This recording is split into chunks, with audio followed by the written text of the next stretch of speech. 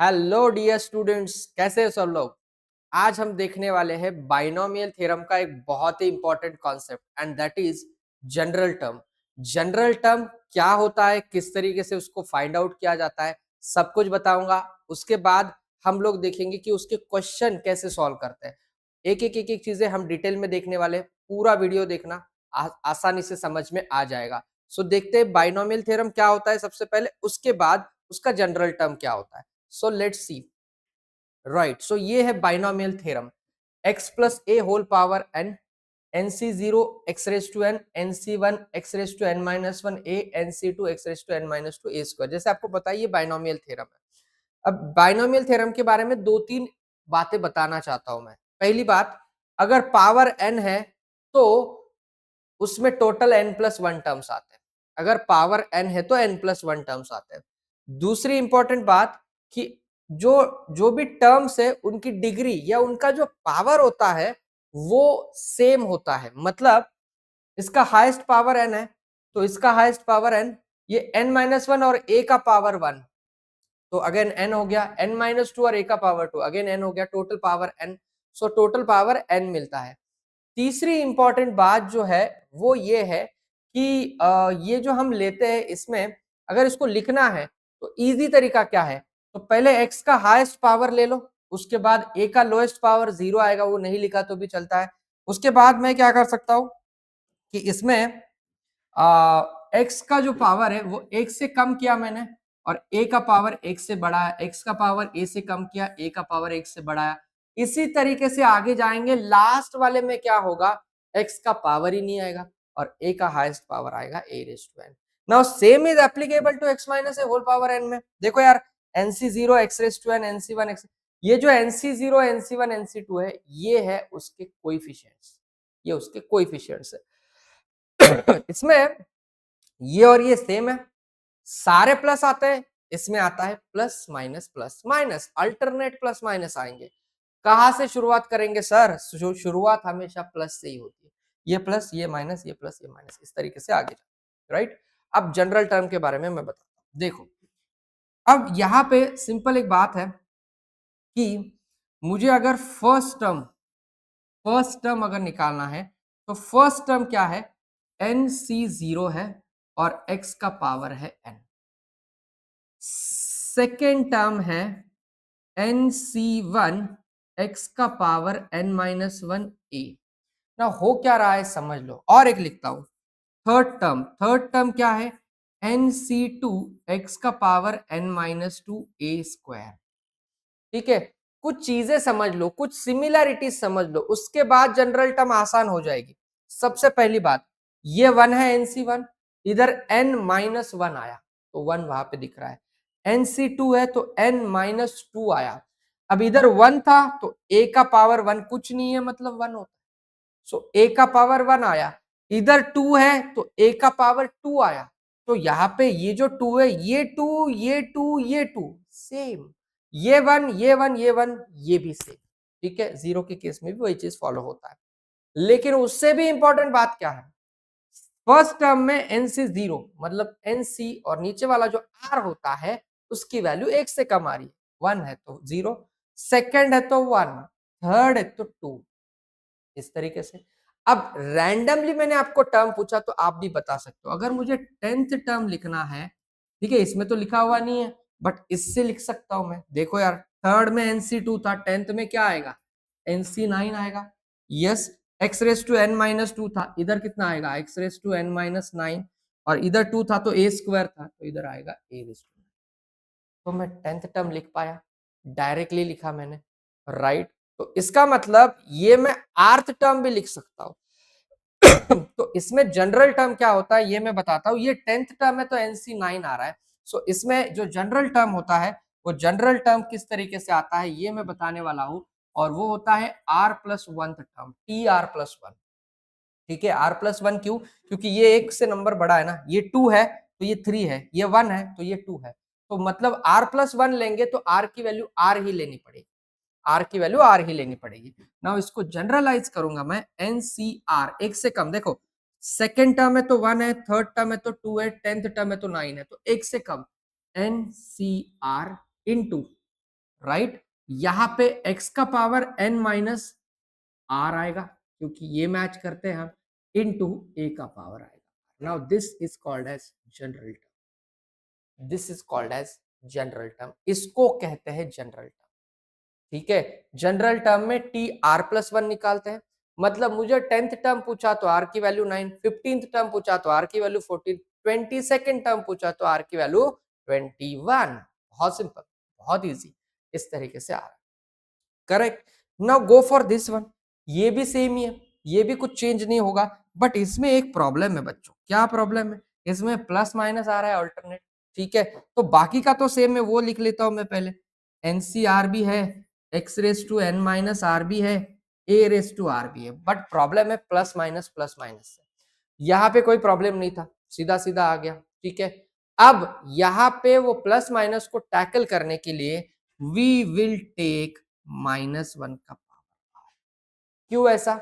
देखो यार, अगर मुझे सेकेंड टर्म पूछा, सेकेंड टर्म मतलब आर की वैल्यू 1, एक से कम लेते हैं हम।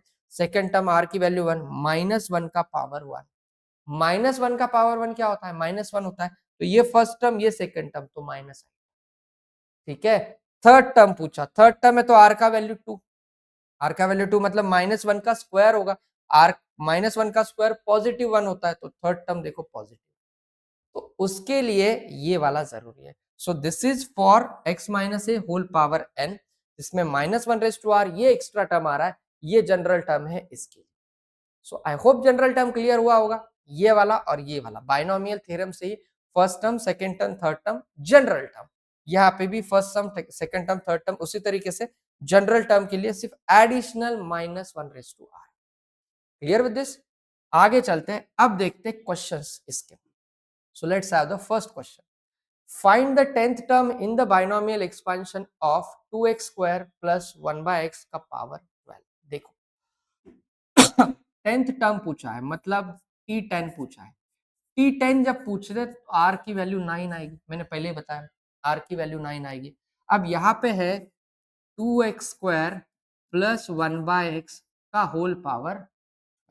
अब मुझे निकालना है T10, T10 है तो R की वैल्यू 9, राइट। तो T10 निकालते हैं, T10 इक्वल टू क्या होगा जनरल टर्म के हिसाब से? जनरल टर्म सबसे पहले बीच में प्लस है क्या? यस प्लस है, तो कोई लेने की जरूरत नहीं, -1/r डायरेक्ट करेंगे। T10 नाउ NCR, n कितना है? n मतलब हाईएस्ट पावर इज 12 और r की वैल्यू 9, 12C9। अब देखो यार, यहाँ पे ना x को आप x लोगे और a को अगर कांस्टेंट लोगे तो गड़बड़ है, बहुत बड़ा गड़बड़ है। फिर x को ले लो फर्स्ट टर्म और a को ले लो सेकंड टर्म, तो गड़बड़ नहीं है।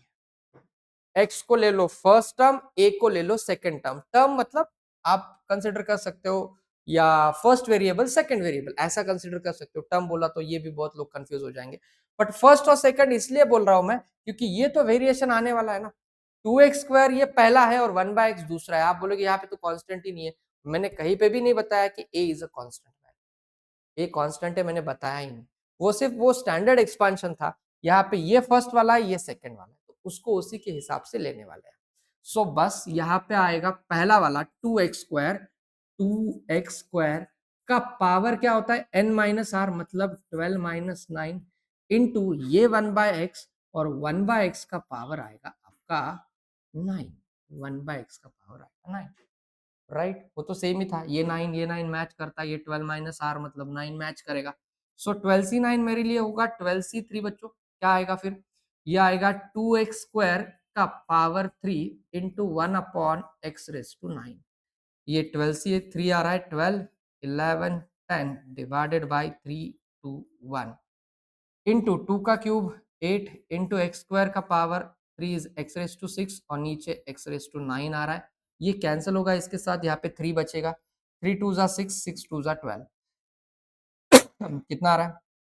2 into 8 16, 16 into 11 176, 176 into 10, so 1760 divided by ये एक्स क्यूब नीचे आएगा क्योंकि 3 कैंसिल हो चुके हैं। So the answer is 1760 divided by x cube. बहुत सिंपल। जनरल टर्म का फॉर्मूला अगर आपको याद है तो ये जनरल टर्म बहुत जगह पे आगे लगने वाला है, मैक्सिमम क्वेश्चन जनरल टर्म से ही सॉल्व होते हैं। सो ये वाला पार्ट आ गया। Clear with this, right. आगे चलते हैं विद दिस। चलो 6 टर्म पूछा है, अभी यहाँ पे माइनस है, देखो यहाँ पे स्टूडेंट क्या है, देखो यहाँ पे 4x/5 माइनस 5/2x का होल पावर 9, तो यहाँ पे माइनस, अगर माइनस आ रहा है तो -1/r भी आएगा। अब पूछा है 6th टर्म, तो 6th टर्म है t6, तो अपने आप r का वैल्यू कितना हो गया 5, r का वैल्यू हो गया 5। तो चलो यार t6 निकालते हैं। t6 इक्वल टू, अब माइनस है तो -1/r आएगा, r का वैल्यू है 5, -1/5 इंटू इधर पहला टर्म ये, दूसरा टर्म ये 4x/5, लेकिन उसके भी पहले क्या लेना पड़ेगा, उसके पहले मुझे लेना पड़ेगा ये वाला एनसीआर वाला। तो एनसीआर कितना है 9c5, 9c5 इंटू 4x/5 का पावर 9 - 5, पहले का पावर n-r और दूसरे का पावर क्या होगा, दूसरे का पावर r होता है, r इज 5 होगा, r तो 5 ही है, सेम ही आएगा। -1 का 5th पावर मतलब -1 इंटू 9c5 होता है 9c4 इंटू यहाँ पे ये आएगा 4x/5 का पावर 4 इंटू 5/2x का power 5। Correct. Now -1 into 9c4 is 9, 8, 7, 6 divided by 4, 3, 2, 1, right, into ये 4 का पावर 4 डिवाइडेड बाय 5 का पावर 4 इंटू x का पावर 4 इंटू 5 का पावर 5 डिवाइडेड बाय 2 का पावर 5 इंटू x का पावर, राइट। अब x⁴ गया इसके साथ, ये कैंसिल, 5⁴ गया 1 आया, ये कैंसिल। अब ये भी कैंसिल होगा बट इसकी कैलकुलेशन हम कर लेंगे। 4 2 8, ये कैंसिल हो रहा है, ये 3 3 9 आ रहा है। सो मुझे मिल रहा है -3 इंटू 7 21 इंटू 6 -126 इंटू 4⁴ होता है 2�8, और नीचे आ रहा है 2⁵, और यहाँ पे है आपका x⁵ कैंसिल होके यहाँ पे x बच रहा है। सो ये समथिंग आएगा -126 इंटू, ये भी कैंसिल होगा, इधर 3 आएगा, सो 2³ डिवाइडेड बाय x। सो ये आ रहा है something -126 into 8 divided by x, right, if I am not wrong. तो कितना आएगा वो, 8 इंटू 6 48, 4 8 2 16 और 4 20, 8 1 8 और 2 सेम। एक मिनट, एक बार कैलकुलेशन देख लेते हैं। 9c4 9876 डिवाइडेड बाय 4321, 4 2 8 कैंसिल हो गया, 3 3 9, 7 3 21, 21 इंटू 6 इज 126, यहाँ तक तो करेक्ट है। 5 वाला जो है, 5 वाला एक बचा था, मैं वही बोल रहा हूँ, 5 वाला एक बचा था, इंटू 5 भी आएगा, कुछ ना कुछ गड़बड़ हुआ था। यस, ये 5 आ रहा है, तो ये 5 अगर आ रहा है तो यहाँ पे -126 इंटू 40 बाय x आएगा। सो 126 इंटू 2 252 और 5040, तो ये आएगा 5040 divided by x। So this is the 6th term in the expansion. बहुत सिंपल है, कैलकुलेशन अच्छे से करो, बाकी सब इजी है। जनरल टर्म याद रखो, प्लस होगा तो कोई प्रॉब्लम नहीं, माइनस होगा तो -1/r लेना पड़ता है, राइट। सो ये हो गया बच्चों सेकेंड क्वेश्चन। और एक करते हैं, find the 4th term from the and पूछा है ना, ये थोड़ा सा अलग क्वेश्चन है, फ्रॉम द एंड पूछा है ना, इसको कैसा करेंगे। देखो पावर में दिया हुआ है 3/x² माइनस x³ / 6, और उसके पावर में दिया है 7, ठीक है, उसके पावर में दिया है 7। तो अभी मैंने बताया था अगर पावर में 7 है तो टोटल 8 टर्म्स, टोटल कितने टर्म आएंगे, 8 टर्म आएंगे। तो इसको लिखने के लिए मैं एक बार बता देता हूं, आप प्रोसेस समझ लो किस तरीके से होता है। अगर आपको पूछा गया 4th टर्म फ्रॉम एंड, तो ये याद रखो कैसे आता है। हाईएस्ट पावर 7, टोटल 8 टर्म्स आएंगे, मतलब 8 लिख लेना पहले, पावर 7 है तो 8, क्यों, क्योंकि टोटल 8 टर्म्स आएंगे। 8 में से ये 4 माइनस करो, 8 में से 4 माइनस करो और एक ऐड करो। अब एक ऐड क्यों करना है, क्योंकि वो एक टर्म वो उस पर्टिकुलर नंबर पे आता है, इसलिए +1 ऐड करना पड़ता है हमेशा। तो मुझे जो फॉर्मूले है, मुझे जो जनरल टर्म है, जो बाइनोमियल थ्योरम है, वो शुरुआत से आ रहा है, मतलब स्टार्ट से आ रहा है, एंड से कुछ भी नहीं आ रहा है। तो मुझे उसको कन्वर्ट करना पड़ेगा स्टार्ट से या बिगिनिंग से। सो जो फोर्थ टर्म फ्रॉम एंड होता है उसमें 8 आएगा। 8 कहां से? 7 + 1, क्योंकि टोटल 8 टर्म, 4 ये वाला और उसमें +1 हमेशा आएगा। 8th term from beginning, yes ये आता है this much term from the beginning. 8 - 4, 4, 4 + 1 मतलब fifth term from the beginning. तो fourth term from the end ये मेरे लिए हुआ fifth term from the beginning. अब फिफ्थ टर्म निकालना है मतलब T5 निकालना है। T5 है मतलब R की वैल्यू कितना? 4। R की वैल्यू 4, R की वैल्यू 4 है, ले लो यार चलो। T5 माइनस, पहले तो माइनस है तो -1/r आएगा, फिर आएगा 7C4, right? 7C4 into 3/x² whole power 7 - 4, अभी डायरेक्ट लिखता हूं मैं 3 इंटू x³/6 का पावर आएगा 4, का पावर आएगा 4। नाउ ये r की जगह पे क्या आने वाला है? r की जगह पे आने वाला है आपका 4, r की जगह पे 4 आएगा। -1 का fourth power, even positive, positive आएगा। 7C4 होता है 7C3 into 3³ divided by x⁻6 into x⁻12 divided by 6⁻4। Now ये x⁻6 इसके साथ कैंसिल हो गया, ये आएगा 765 डिवाइडेड बाय 321। 3³ को मैं एज इट इज लिखता हूँ, 6⁻4 को लिख सकता हूँ 3⁻4 इंटू 2⁻4, 3×2 = 6 होता है इसलिए, और इंटू x⁻6 आएगा, ये कैंसिल हुआ, एक 3 बचा इधर, 3×2 = 6 भी आएगा। सो फाइनल ये आ रहा है 7×5 = 35 x⁻6 डिवाइडेड बाय, ये आएगा 3 इधर, 2⁻4 होता है 16, 16 3 ज़ा 48, 48, 35/48 x का पावर 6। सबसे इंपॉर्टेंट इस क्वेश्चन में क्या था? ये वाला, this is the important concept. ये बहुत इंपॉर्टेंट, ये बहुत इंपॉर्टेंट है। Fourth term from the end equal to 8। 8 कहां से? 7 पावर है तो 8 लेना, 10 पावर है तो 11 लेना, 12 पावर है तो 13 लेना। 8 - 4, 4 तो यही नंबर है, +1 हर बार करेंगे, +1th term from the beginning मतलब फिफ्थ टर्म। फिफ्थ टर्म है तो r की वैल्यू 4 आएगी, बाकी तो सेम ही, बाकी का तो आपको आता ही।